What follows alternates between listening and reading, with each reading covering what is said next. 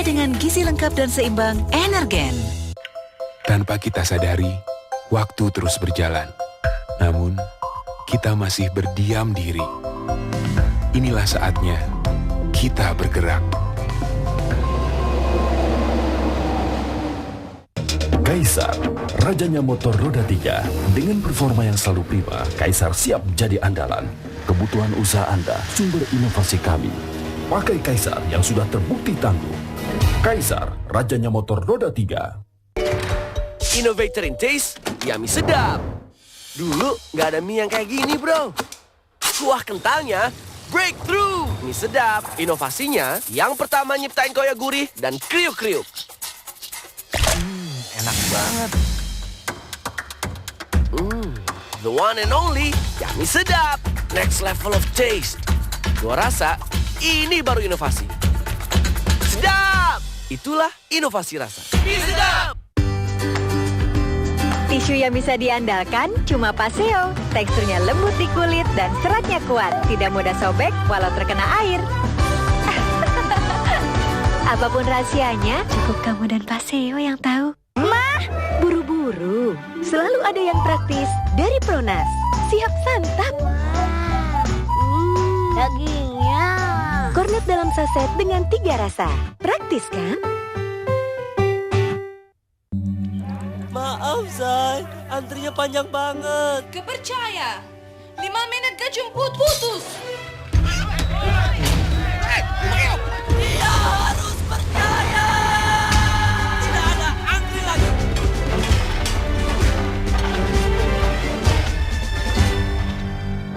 Percaya kan sama aku? Aku sih percaya, tapi sama semen 3 roda. Bagusnya yang terpercaya, bagusnya semen 3 roda.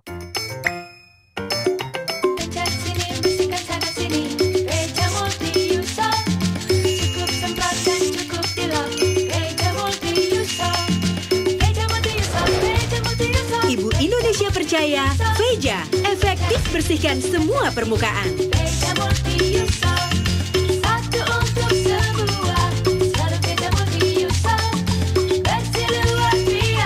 Rumah bersih, ya di Vejain aja. TV One, TV Pemilu. Indonesia sudah membuktikan bahwa Islam, modernitas, dan demokrasi bisa berjalan bersama-sama. Karena itu kita tidak boleh kotor, kita tidak boleh bodoh, kita tidak boleh miskin. Tanggung jawab kita semua untuk membuat Islam di Indonesia damai. Islam yang rahmatan lil alamin. ARB, Abu Rizal Bakri.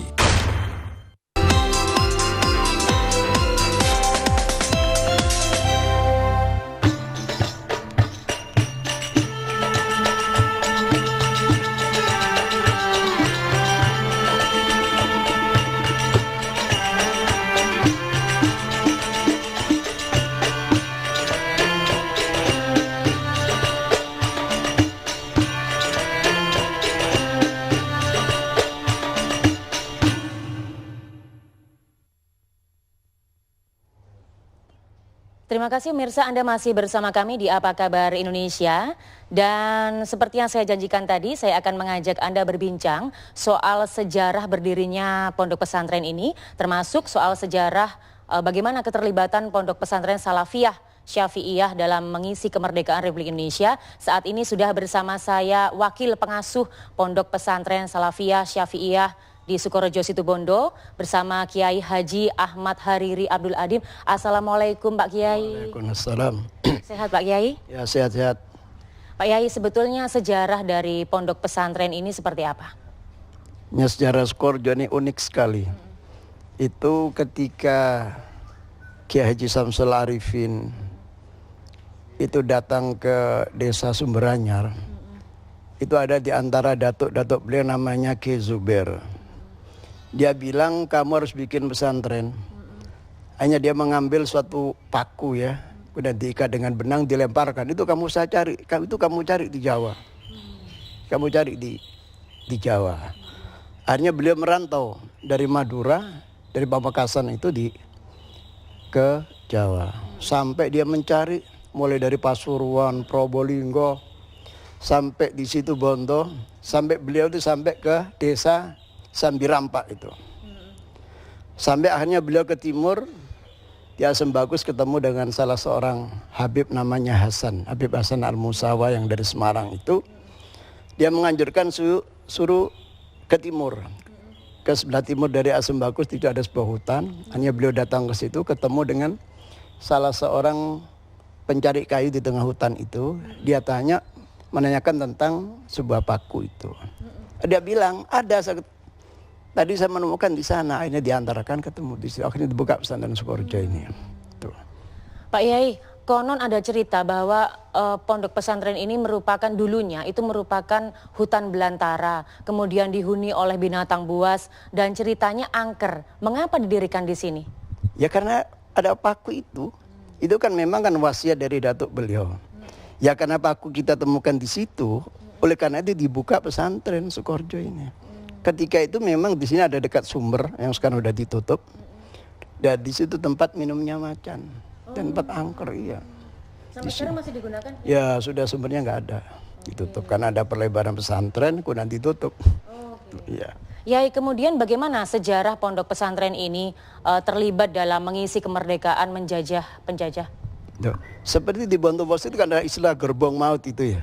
Itu kan perjuangan beliau almarhum Ki Haji Samsul Arifin bersama para pejuang pergerakan Indonesia sampai jadi perlucutan senjata Belanda di Bondowoso itu kan istilah gerbang maut itu.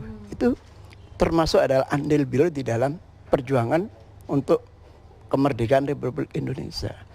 Di samping itu juga beliau ini kan pengusiran orang Jepang ketika dia menduduki di Desa Garahan di Jember. Saat dia lakukan suatu negosiasi dalam satu pertemuan, Jepang tidak mau. Artinya keluar dari Desa Garahan, pada waktu ada rapat pertemuan, saksi kunci yang pernah saya datangnya pernah diajak oleh beliau adalah namanya Pak Ilyas.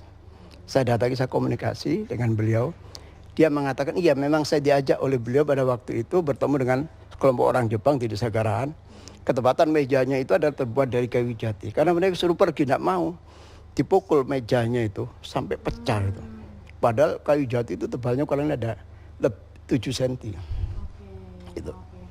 Yai, kemudian aktivitas di pondok pesantren ini saat bulan Ramadan, sistem pembelajarannya itu perpaduan antara salaf dengan modern. Itu seperti apa, Yai?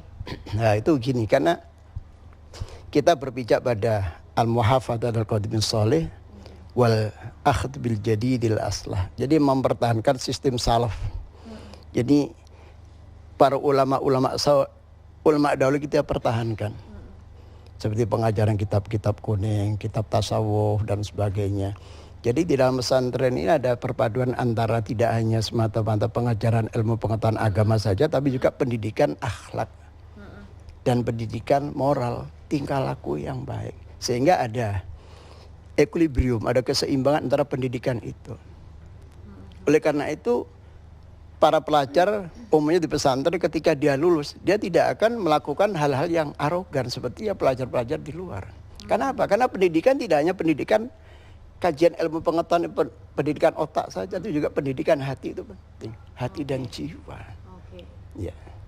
Terima kasih Yai atas informasinya. Mudah-mudahan pondok pesantren Salafiyah Syafi'iyah ini bisa maju dan lebih berkembang. Terima kasih. Assalamualaikum warahmatullahi wabarakatuh. Dan pemirsa, pada saat bulan Ramadan, pondok pesantren meliburkan para santrinya, tetapi namun demikian ada sejumlah santri yang masih tetap tinggal di sini, mereka untuk memperdalam ilmu-ilmu keagamaan.